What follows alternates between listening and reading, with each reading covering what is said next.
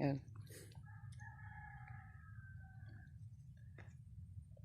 Dito ako magbababuyan mga boss. Sa lugar na to. Sa lupa ng tatay ko. Yan. Hindi pa naman hati-hati ito sa mga magkapatid. Pero tingin ko rito mga makukuha namin mga 20 square meter.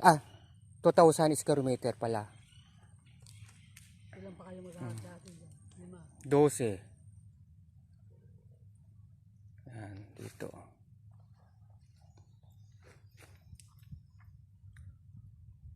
Baka yung magiging puhunan namin, baka ibenta namin yung lupa. Bahay namin sa Laguna. Ayun ang asawa ko. Nagre-react oh.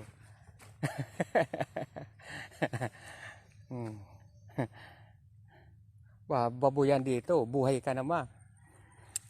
Manukang ka dito sa lugar na to. Tapos doon, ano ka na hardware. Basta't yung pera mong lalagay mo sa mga negosyo.